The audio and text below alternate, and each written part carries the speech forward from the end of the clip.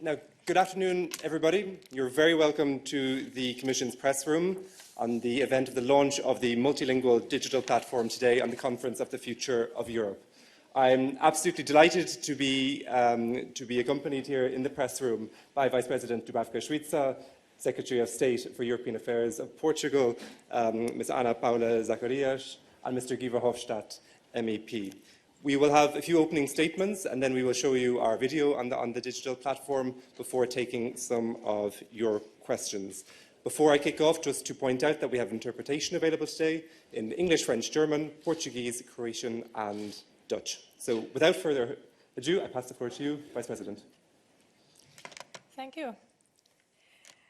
Good afternoon to everybody.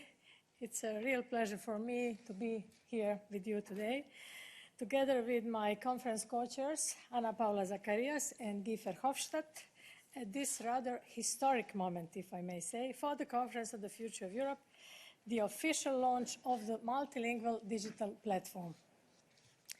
As you know, the three institutions, namely European Parliament, the Council, and the European Commission, are together in this joint endeavour.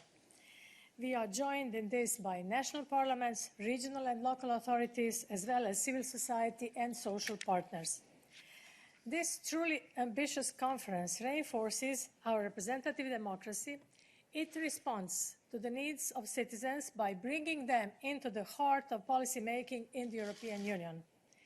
We insist that citizens must be at the center of the conference. This is why today we are opening a brand new, innovative space for them to start debating about Europe's challenges and the topics that they consider important. All topics and ideas are welcome. The digital platform we are launching together today will allow the discussions to start immediately. This is particularly important in the current health conditions, which oblige us to communicate almost exclusively in a virtual way.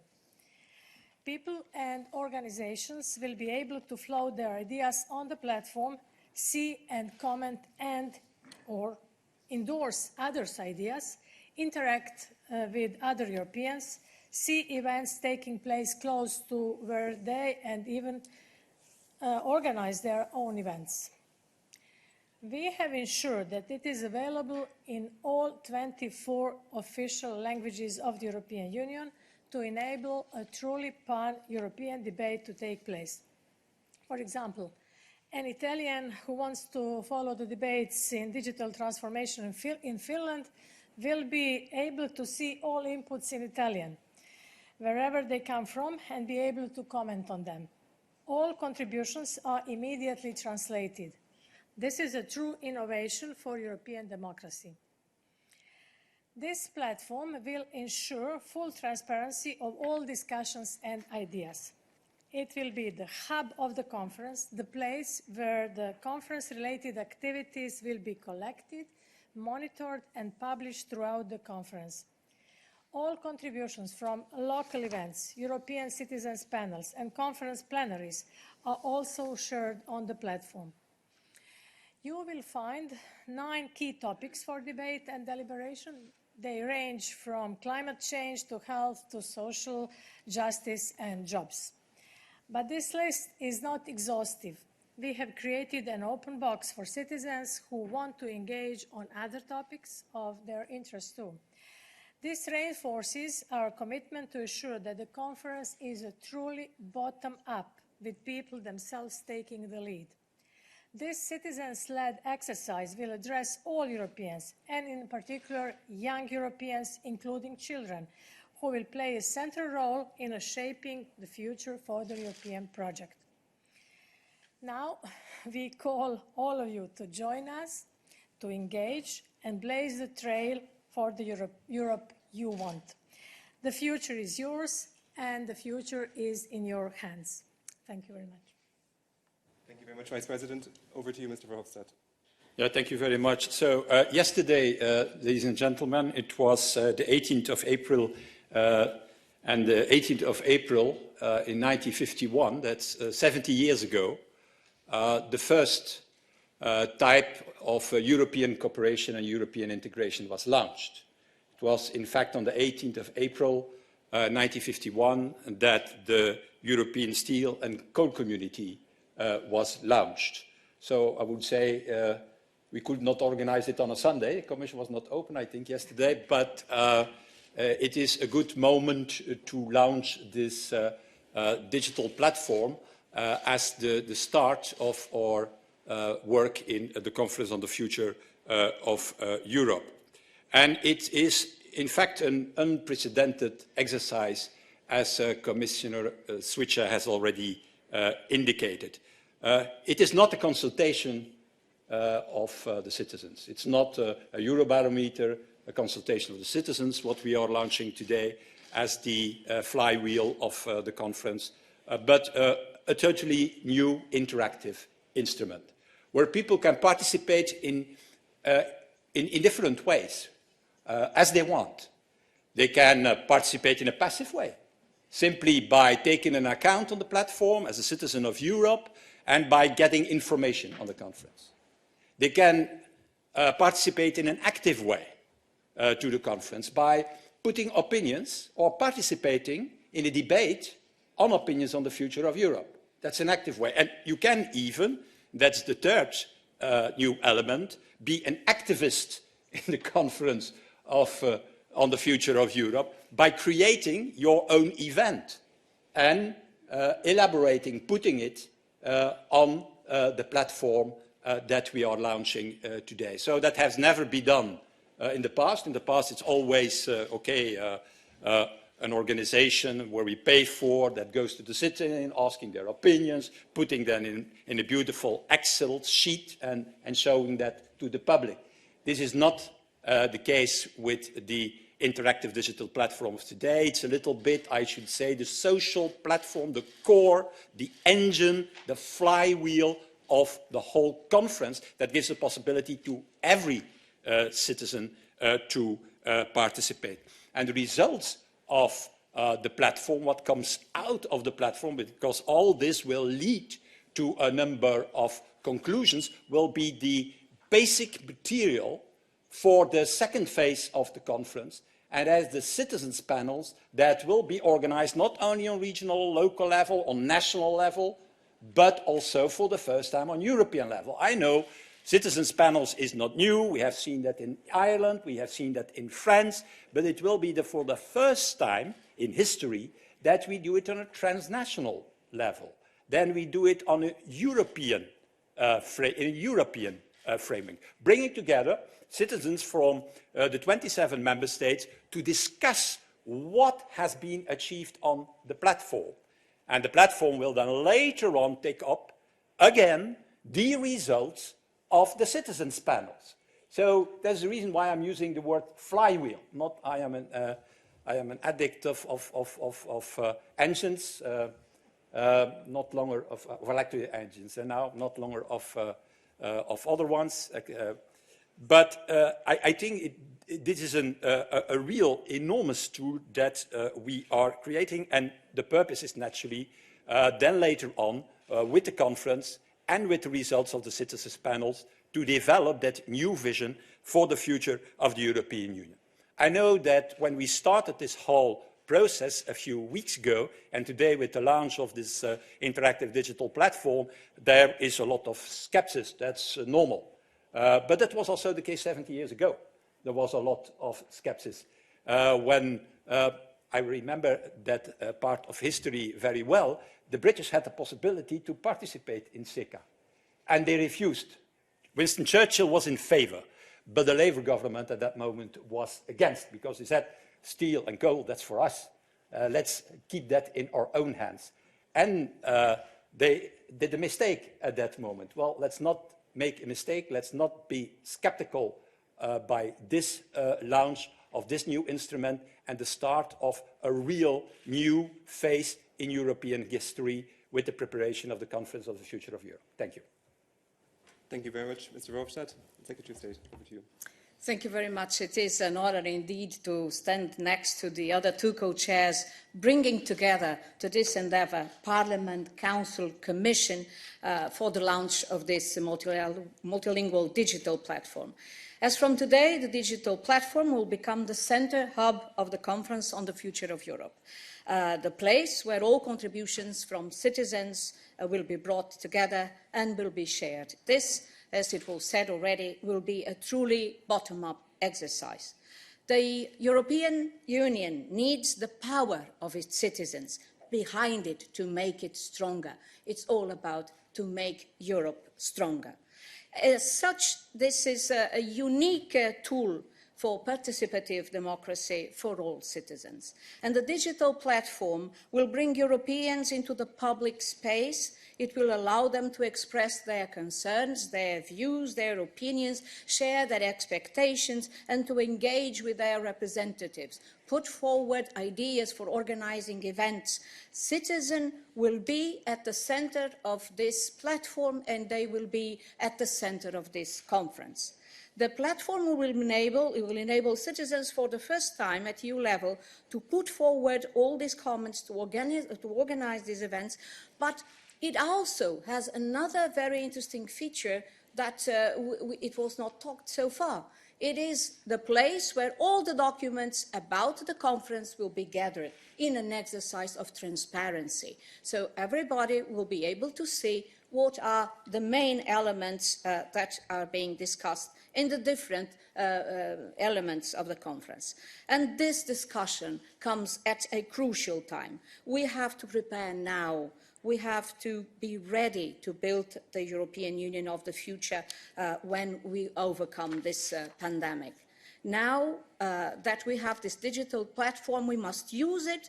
We must share it across member states. It is important that we all participate. And tomorrow at the European meeting of European Affairs Ministers, I will inform my colleagues of the latest developments on the Conference on the Future of Europe, and I will use this occasion to call on member states to promote it actively, to promote the platform, and also to engage in organizing events at national level, involving all the needed and relevant stakeholders, and to prepare, develop their national plans for the activities they will organize, their contribution to the Conference on the Future of Europe. Guy Verhofstadt was mentioning the 70th anniversary of the Treaty of Paris. I say that spring is a time for renewal. And so this is good that we start now at springtime for this restoration, for hope. With the digital platform that we're launching today, we expect this to become the necessary springboard for the future of Europe. Thank you very much. Thank you very much, Secretary of State. Before I open up the floor now to some questions and answers, we would like to show you a very short video on the digital platform that we're launching today. So I would like my colleagues, if they can, to start the video, and then we will open up the floor.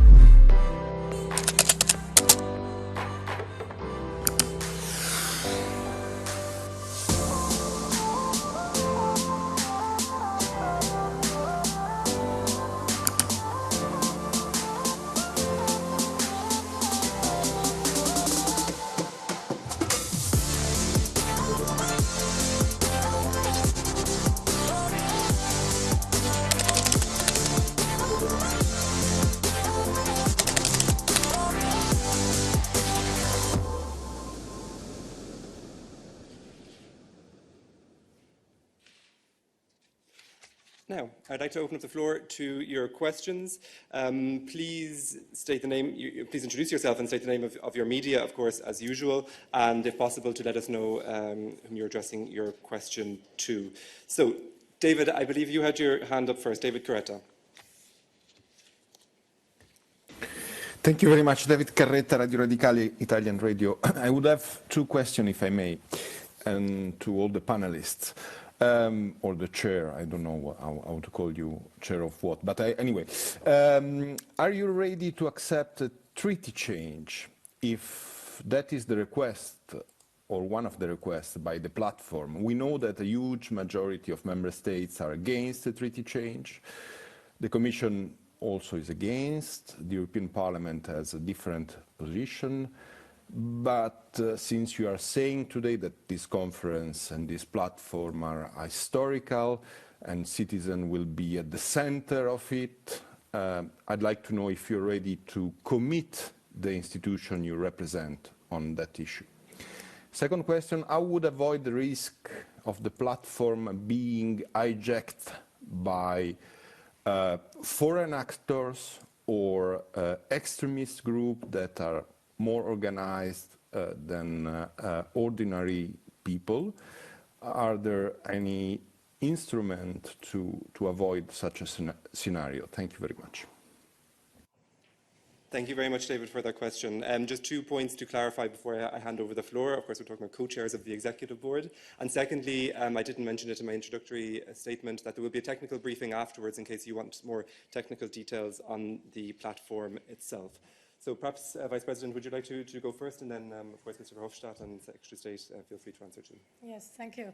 Thank you for this question. On treaty change, this is a very interesting question, but if I remind well, our President Ursula von der Leyen in summer 2019, in her inaugural speech, said in European Parliament, whatever citizens will ask, we will try to follow. So there will be a follow-up, and we don't preempt any result. We don't want to say what is the outcome because we are listening to citizens. We said citizens are at the center of this exercise. So we will see what will be the outcome, and then we will tell you how to follow up. Regarding fake news and misuse of platform, there will be, as a spokesperson said, there will be a technical briefing later, but of course there is a charter which should be, if you go to platform, you should adhere to this charter, to the rules, and there will be moderator who will moderate this platform on 3 different levels, and I think we will not allow anyone to put on either fake news or hate speech or misuse this platform. This will be later on described in a more illustrative way. Yep, in the joint declaration was the basis of our work and has been approved by the 3 presidents. There is no mention, not of the necessity of a treaty change, not of the impossibility of a treaty change. So that was not mentioned. And for the Parliament, that's a very good thing because that makes everything possible, and it will depend completely from the outcome of the citizens' panels, the work in the conference plenary, and the results that come from there. But things are not impossible, have not been made impossible in the common declaration. And I think on the point there is a good system in place. As the Commissioner has explained already, if you want to open an account, you need to subscribe a charter, and a moderation team will secure that what you put on the platform is in accordance with the charter. I would agree with Guy Verhofstadt when he says that the joint declaration doesn't mention treaty changes. It is true. In the platform itself, there are 10 major areas where we would like citizens to comment, but there is also an open block, which is other issues. So if citizens will discuss and want to discuss this matter, we will certainly have to deal with it at the appropriate level, be it at the level of the plenary, be it at the level of the Executive Board. So I think we need to understand what people really want. But I would dare say that at this moment that we are leaving, certainly people want to talk more about health, about economic situation, about jobs, about the social issues, about everything that is dealing with their own life in every day than about treaty changes. But we are listening. This is an exercise of listening, and we will be listening and will deal with every matter that citizens will bring to us. Thank you very much. Thank you very much. I would now give the floor to Tanya.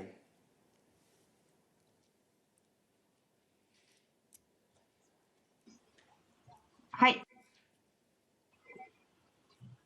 Yes? Yeah, we can hear you. Is it okay? Yeah, we can hear you. Yes, I have a question for all three of you, but maybe especially for the Council on the Western Balkans. So clearly some of the institutions are willing to include the Western Balkans in a way or another, to find a modality to include them, but the member states are maybe the more reluctant, if I understand well. So I would like to know what's your position right now, as we are on the way forward and the possibilities to include the countries of the Western Balkans in the conference. If I may answer on Western Balkans, as you know, this conference on the future of Europe is it targets European citizens first. So we are finalizing our position on the participation of other countries. But regarding Commission, we have always been in favor of participation of Western Balkans countries, where appropriate. But it's being discussed as the structures of the conference are being devised. So there is no geo-blocking. The emphasis is on European Union citizens. You have to know that there are many European citizens who live outside European Union. So we are open, and we know that Western Balkans is important, but not only Western Balkans, also some other regions of Europe. Thank you very much, Vice President. I now give the floor to Laura. Hi, good morning, good afternoon. This is Laura Zornoza from the Spanish news agency EFE. I was wondering, well, incidentally, many of the issues that you have mentioned a couple of questions ago, Mrs. Secretary of State, like health or jobs are mainly national competences in the EU. And as such, any changes in what the EU does in those fields, I imagine, might require treaty changes, even if the citizens who are participating in the conference don't realize. My question is, do you fear that citizens might not be as willing to participate if they don't see right away a tangible way in which their voice will be heard and taken into account? The question is for the three of you. Thank you. I don't see the problem with citizens that they will not be willing to participate in the conference. This is a citizens' exercise. We said we want to put citizens at the heart of this exercise. This is unprecedented, as we already said, and this online platform will be the hub for all citizens' ideas, thoughts, proposals, fears, concerns, whatever they would like to say. Regarding national competencies, we are, of course, aware of the treaty, and national competencies are national competencies, but we will see. If citizens would ask for different competencies, then we will act accordingly, as we already said. Yes, I would add that indeed we hope to be policy-oriented. I mean, that the citizens will certainly want to see how do we go about climate? How do we go about the digital area? How do we go about other main policy areas that the Union has been discussing? So it is a way of opening up to the opinions of citizens and also for their recommendations in case they want the Union to do more here or there, or they want to do differently in some of the areas. So we really would like to see a policy orientation exercise. I will remind also that we have done this already in the citizens' dialogues. Of course, a different exercise, not the dimension of this one, but we also heard the citizens before the last elections for the European Parliament, and there was a report presented to the European Council, and some of these elements were taken by the leaders on their agenda, on the leaders' agenda. So I sincerely hope that this is an element of orientation of policies too.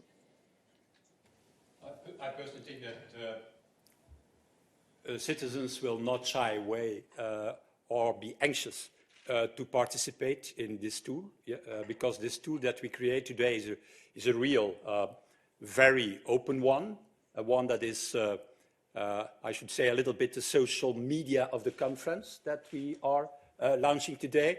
And citizens will certainly not shy away, because nothing is impossible. And everything is possible. It depends on the outcome. If people are very clear about a number of transfers of competences, we will try to achieve this. Thank you very much. I now give the floor to Mathieu Bion.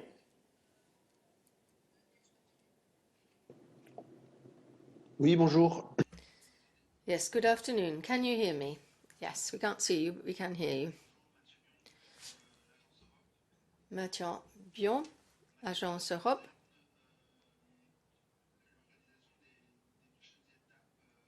I wanted to ask a question about how you're going to organise the next stages. There's going to be a launch of the conference on the 9th of May, I think in Strasbourg. Is that definitely going to be the place that you're going to do it?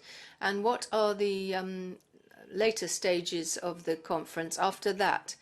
I understand you're going to have town halls or agoras for citizens and various other events. Have you a clearer idea of the timetable, of the calendar for these events? Perhaps you can say a little bit about that. And then what about the budget of the conference? There's this figure going round about how much this whole consultation exercise across Europe is going to cost. Madam Commissioner, you spoke to the Parliament recently, and I understood that each institution has to finance its own events. Could you perhaps give us an idea of the overall cost of the platform and other events that you intend to organise? Thank you. Merci, Mathieu. Thank you. Thank you for this question. Regarding timetable, first of all, today this is the launch of the conference and is in fact the start of the conference. But on the 9th of May, we will launch the conference officially. And then you ask for the timetable later on. There will be, we say, 3 Ps. 1 P is platform from today. Then we have conference citizens panels, and then we have conference plenaries. So citizens panels will start at the end of June, we think. And then we will have also plenaries, I think 4 plenaries and 4 citizens panels, but still we have to decide on the level of our board. So, but at the same time, simultaneously, there will be many different events all over Europe and across Europe, on local, on regional, on national level. National parliaments will organize their events, local and regional authorities the same, and of course civil society and different non-governmental associations, also Committee of the Regions and European Economic and Social Committee. So there will be many of them who will organize different events, and everything should be subscribed and applied to this multilingual digital platform. Regarding budget, I was talking on budget when I was in European Parliament with AFCO committee. Yes, we will somehow share the costs. So the Commission has its budget line for this conference, but also different institutions will also take a burden of costs. We think that democracy also costs, and we have to, this is unprecedented, and I don't know that any other institution in the world has ever organized something similar. So this is very broad deliberation exercise, and we need to pay for it. We need to pay for those who will take part in different panels and plenaries. So budget is already here on behalf of Commission, but also, as far as I know, on behalf of Parliament and Member States. Well, I believe that as of today, citizens and organizations and schools and local authorities and national governments can start putting into the platform their not only their opinions, but also the organization of their events. I think this is the most important thing. As of today, events all across Europe could be starting to be registered in the platform. And then on the 9th of May, there will be the official launching of the conference itself. We should by then have the rules of procedure of the conference also approved, and then we will have a more clear picture about the calendar of the citizens panels, and also the governance of the structure of governance of the conference with the executive board and the plenary, and how many times do we need the plenary to meet. I think the important thing now is that we have started. There will be a more formal start on the 9th of May, and from that on, I would say that we start to a second phase of the work, which is really working with the citizens of all Europe. In terms of the budget, there is not exactly a budget of the conference. We will support the conference according to our possibilities and the different levels, Parliament, Commission, and certainly also the Member States in the organization of the different events. And of course, there is a cost, but there is also a huge benefit from this all. Thank you. Maybe a few things on the calendar. So the conference is not citizens panels alone, or a conference plenary alone, or an executive board or 3 co-chairs alone, certainly not 3 co-chairs alone. So what the conference is about is our 4 key elements. It's the platform going to all citizens, it's an executive board organizing things, it is the plenary who will take a lot of important decisions, conclusions, recommendations, and it are the citizens panels. So the conference is the interlink between these 4 building blocks. That is the conference. And the calendar starts today, because as the Secretary of State rightly have indicated, people can from now on organize their activities. And every of the activities, even in a local community, will fit in the work of the conference. And conclusions can go from there to the bottom up, so that they can be found back in the conclusions of the conference. The launch is on the 9th of May. There will be certainly a conference plenary later on, probably in June. And we will work already in the coming days for the setting up of the citizens panel, because you need to prepare that. It's not like you can say, give me 200 citizens here in the afternoon. That is not the way it works. It will be done randomly by a specialized organization that takes weeks, and that will also be fit in the global calendar. But I think a global calendar, we will be able in the coming weeks to present one, maybe already on the 9th of May. Thank you very much. I'll now give the floor to Verena.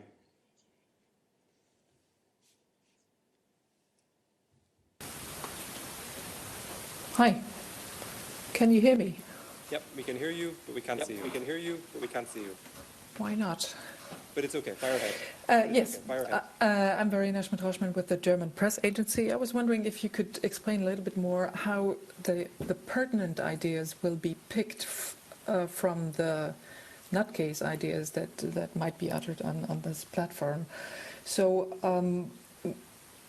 what will actually reach the status of being an idea that could be debated and could actually inspire reform in the future? Thank you.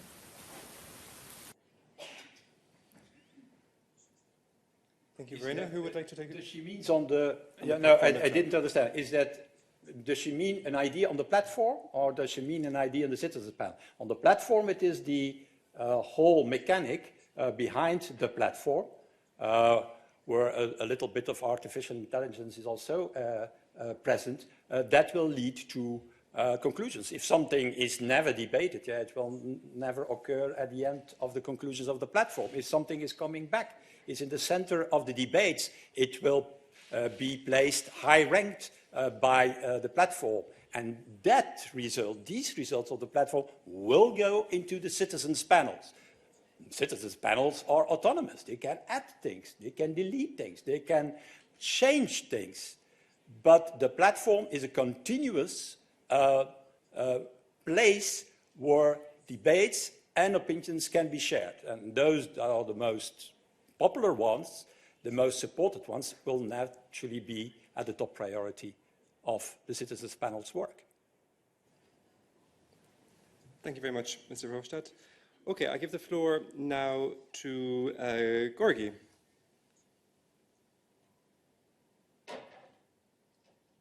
Thank you.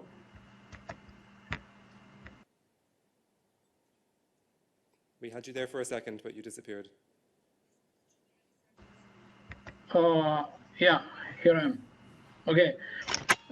It's a technical question if you want, but you know, the way it is described, this platform looks like Facebook. I mean, is the European Union reinventing Facebook so many years after Mr. Zuckerberg? We don't want to face the problems of Zuckerberg. So,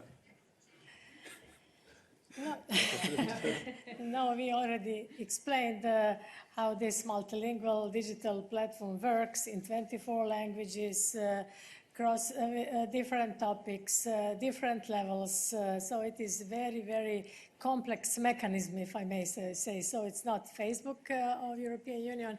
So if you look at the sanitary situation, if you look at the health situation at the moment, so this is now the only way to interact. So it will be the hub, as Mr. Verhofstadt already said, it will be the hub of all different ideas, events of the conference. And without this, it is not possible to imagine the conference nowadays. So we will start online, but little by little, we are hoping for the best situation in the health, and I hope we will have then first hybrid like today, and then we will have physical meetings as of September. But I cannot promise this. We will not put advertisement on it, from our because that will be like Zuckerberg. I think also that it's not just opinions, it's also the events that are being organized all around Europe, from small events in a school to bigger events at national level or even transnational level. There are many member states that are already trying to organize events, joint events between two member states, for instance, or cross-border events that could also happen. All these events will have a way of getting into the platform. You have to say, what is the event, who are the participants, and where does the event take place, the date, and then you have to publish a report with the outcomes of this event that was organized. And this is for the small ones and for the big ones. Even the European panels of citizens, their reports will be published also in the platform. So it's a place where all this information will be gathered, and then it will be taken not only to the European panels of citizens, but also to the plenary of the conference, which is very important.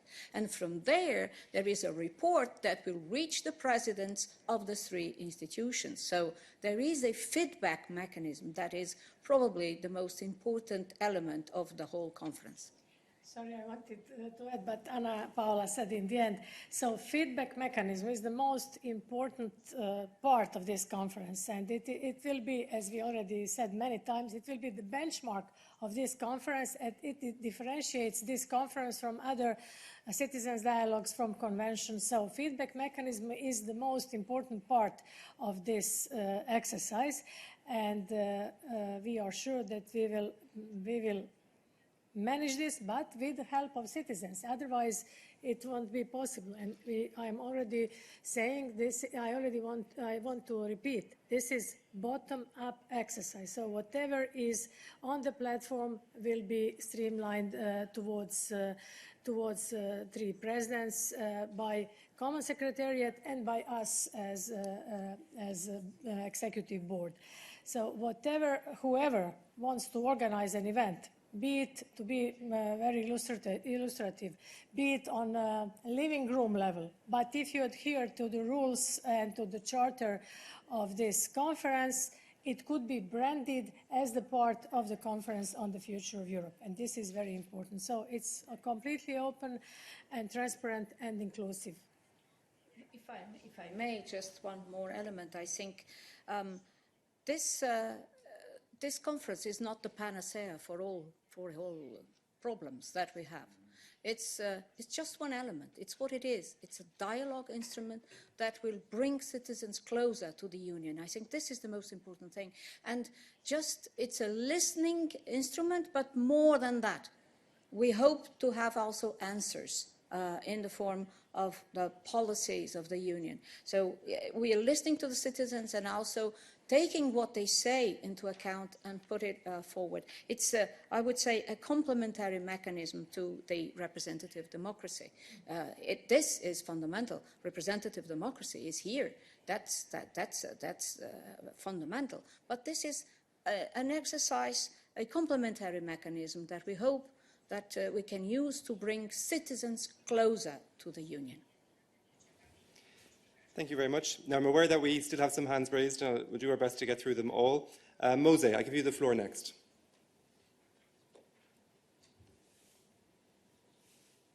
From the Brussels Times.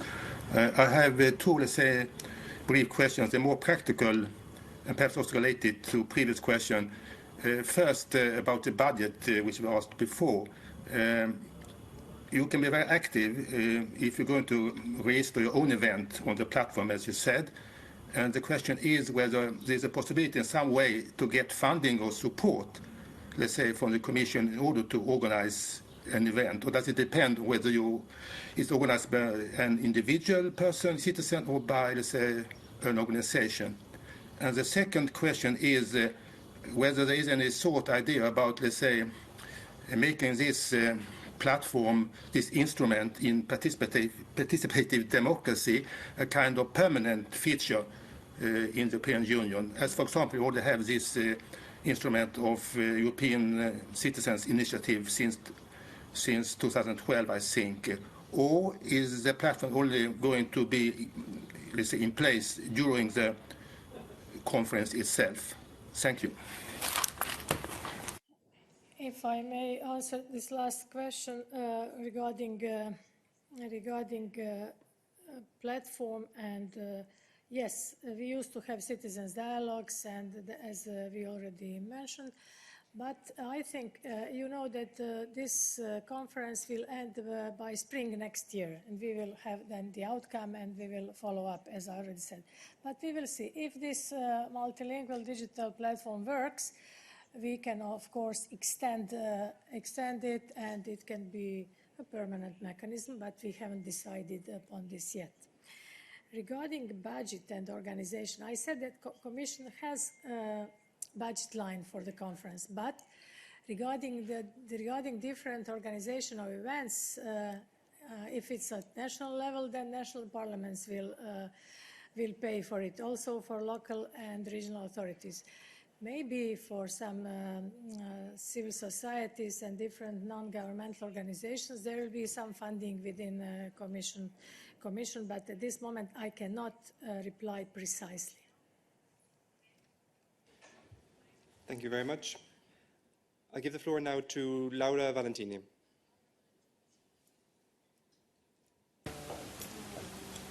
Good morning, everyone. Laura Valentini for Total You Production. I have a question for Guy Verhofstadt. Since this platform is directed to all European citizens, is there a risk of said platform being frequented only by European Union enthusiasts? Do you think about a way to involve Eurosceptics in voicing their own concerns as well? Thank you. So every citizen can participate and can put his or her ideas on the platform.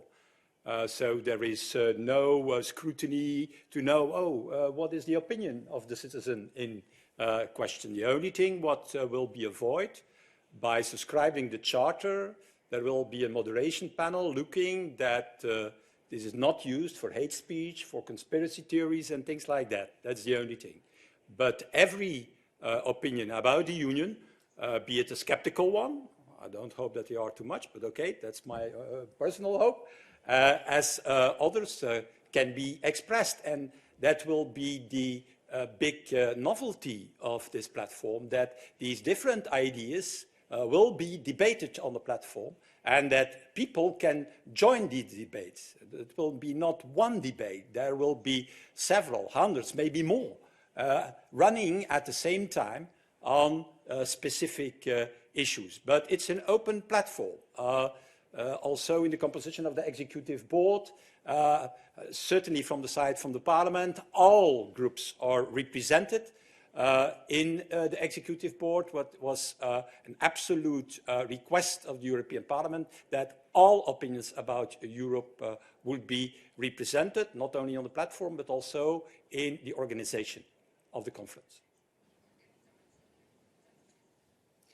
Thank you very much. Okay, I see 3 hands raised. We'll try to get through them as quickly as possible. I give the floor to Gabriele.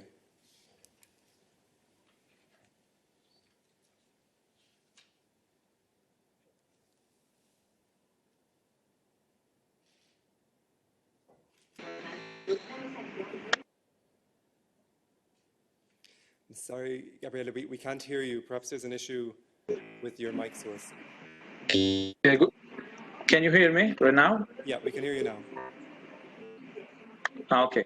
Good afternoon, Gabriele Frongia, editor-in-chief of Sardinia Goal. Briefly, what kind of measures are planned to boost awareness among the European citizens about the existence of the platform, and how to guarantee that the feedback provided by the European citizen will be taken into consideration by the European institution? Thank you.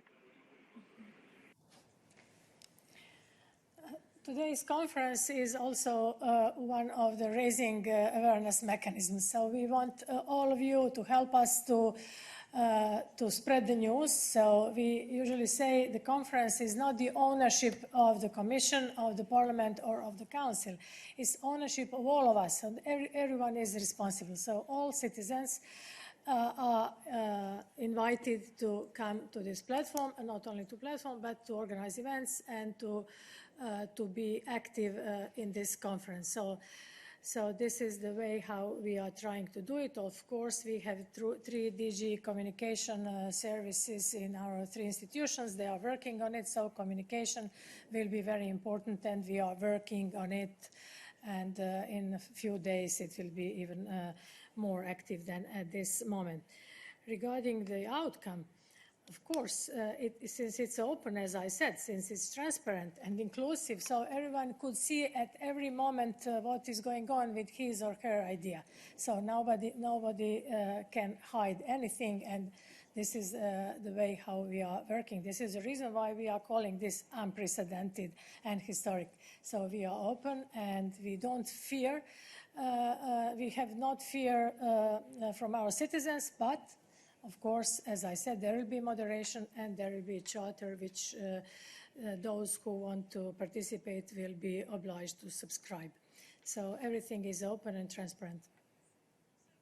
Yeah, I would add that it is important that we now start spreading, spread the news about the platform. This is a role for member states, it's a role for the parliament, it's a role for the commission, but it's also a role for the citizens to spread the word about the existence of the platform, about the existence of the conference. And we always say that it's very important to bring in young people. The future of Europe needs young people, but they also the future of Europe also needs the input of their older citizens. So this platform, we hope that young people can also support their parents and their grandparents to subscribe to it and to bring in their opinions too, because we need to have everybody. And so we hope that the platform could be used in a very broad manner. From young people to older people, from small events that are organized at local level to the big events that are organized at European level. So all of them have their saying, and we hope that in the end, the most important ideas that come out of this will be taken to these three leaders, the President of the Council, the President of the Commission, the President of the Parliament. And I'm really happy that all this happened, that we were able to unblock this during the Portuguese presidency of the Council. And for us, it is really relevant that it will be working and it will start now. And because we have only 1 year, we need to really spread the word about what we are doing to make it relevant to all citizens. So what we think is that the outcome of this conference can be the backbone for the reforms of the future.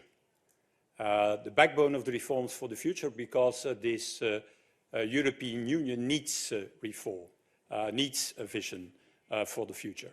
And in that respect, we are very pleased with the fact that for the first time in the history of the European Union, the three institutions are undertaking this exercise together.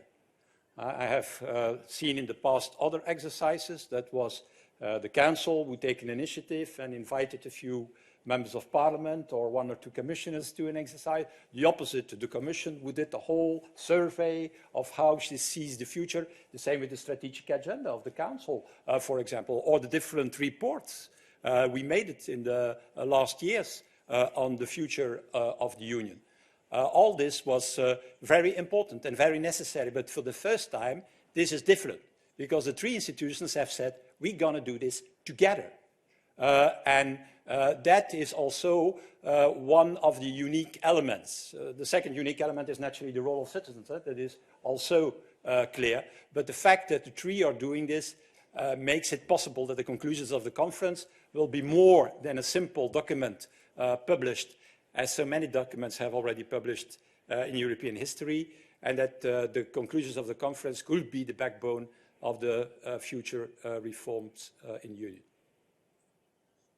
Thank you very much. Okay, we'll take 2 short questions and then we'll wrap it up. David Price, over to you, and then Lionel after David.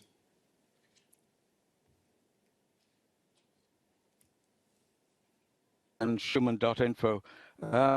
My question is basically a follow-up of Verena's earlier question about the coherence of the discussions. You've all mentioned the 70th anniversary of the founding act of the European democracy, the Treaty of Paris, and which had, after the defeat of Nazism, the founding fathers put in 5 institutions, and I'd like to know whether the institutions represented here today will make an analysis of what the first treaty said about those 5 institutions, which define the democracy for individuals, but also organized civil society, which has still not been properly implemented under the rule of law.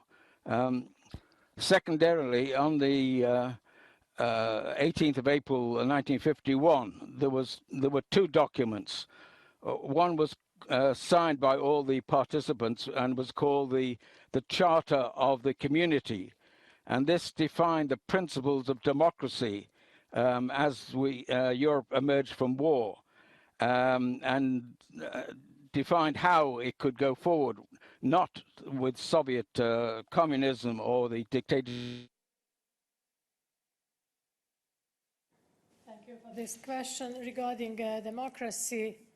So democracy is not static, so we can always improve it. And this is the reason why we are organizing this conference, in order to strengthen representative democracy and to give citizens their say. We want to come closer to citizens, to talk to them, to listen to them, as we already said. So we are only improving what we have now, and I think this is the right way to do it.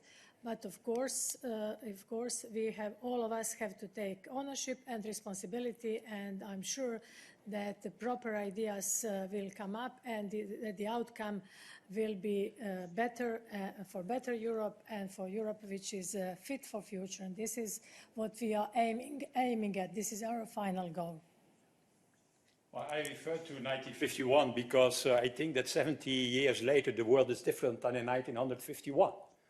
In 1951 we came out of the war. There was a clear understanding between 6 countries to go forward on the ruins of the Second World War. We are now 70 years later. This world is completely different. With superpowers like China, the US, Russia will want to be in our neighborhood. And it's clear that after 70 years, and taking into account all the steps we have made in the meanwhile, a reflection and a new direction for this union is needed. That is in any way the way I look to it. And I think that this conference can give certainly an answer to that, because in contradiction of what most people are thinking, people know that, have a conscience of that. And it is this knowledge and conscience that is living into our citizens that this conference want to see, to come to surface. If I may, I would just add that we can always draw inspiration from our founding fathers and proceed with this unique project that we have, a project of peace and prosperity for the European continent. I think this is the basic line for all of us. So if this conference helps us in that endeavor, if this conference helps us to walk the way for democracy, for the rule of law, for support for human rights, for the principles of the Union, for peace and prosperity for all, I think it is important that we give that step.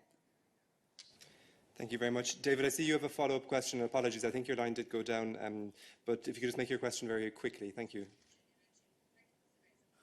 Thank you very much, Daniel. No, the third point was that if you're going to have the opening on the 9th of May, the full text of the Schuman Declaration. David, sorry, your link is very weak with us today. Do you want to try this once more?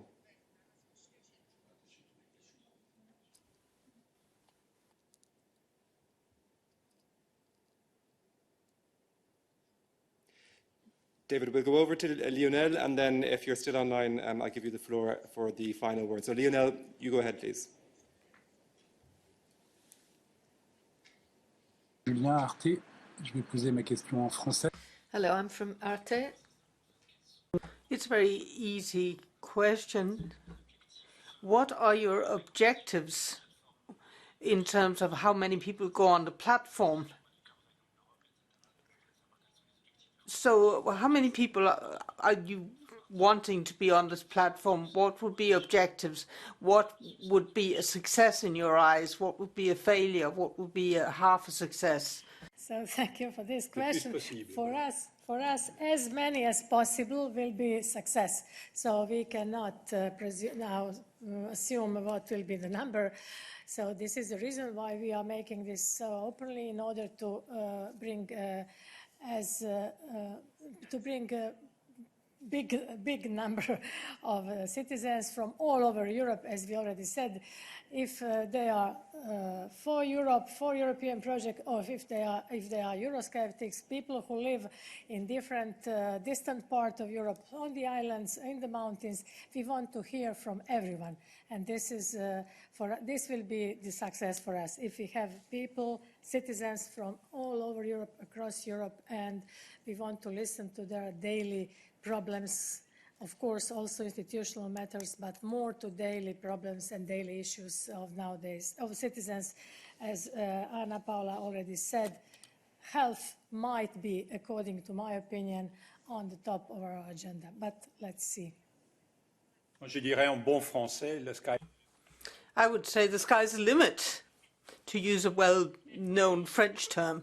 C'est bien. But I think we have to, to be very pragmatic at the same time. this is an important exercise. It's an important exercise to bring people, citizens, to the discussion of the European Union matters. And if we have a large number of people participating, organizing events, I think the more the better. But at the same time, we need to understand that this is not an event that will change the world. It is what it is. It is an instrument for people to participate. And we hope then at the end that their views will make a difference in the European Union policies. And this is fundamental, to bring in citizens to this whole exercise of building the European Union of the future. The more the merrier. It would be good. But let's see how people will adhere to this idea. Let's hope that we have young people, as I said, young people, old people, people coming from cities and from other regions all across Europe, that they could present us their views. If I may say only one sentence, we want to make citizens of Europe feel that they can influence drafting European policies. This is, in fact, our goal. And we hope that we will manage and that we will success. This is our ultimate goal in the end. Sorry. I just wanted to clarify this. Okay, David, we'll give you the final word today.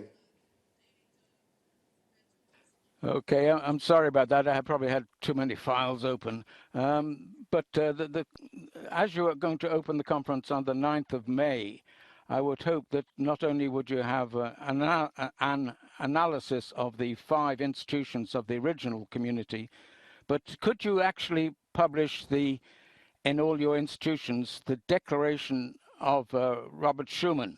It's not been published properly on the Commission site in all these years. The declaration is different from the proposal. And what is called the proposal is a proposal, sometimes a declaration. There's another page of text which needs to be published, which explains how the European community should work, and also in external relations. So that would be very useful for people who want to debate Europe. Thank you very much. We can certainly put on the platform all the basic papers. The Treaty of Rome, naturally, the Schuman Declaration, naturally, the first constitution, not approved by the French National Assembly, I should say naturally, of 1955. So there are a whole lot of text, but I think it's a good idea that there is a section where we will publish the basic, the Treaty of Lisbon. Not to forget, Anna Paula, I shouldn't even forget. But I think we will certainly do that. Okay, thank you very much, everybody, for attending today's press conference. This now concludes the press conference. A huge thank you to each of the 3 co-chairs for taking part.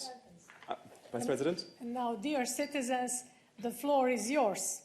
Multilingual digital platform is here. Absolutely, absolutely.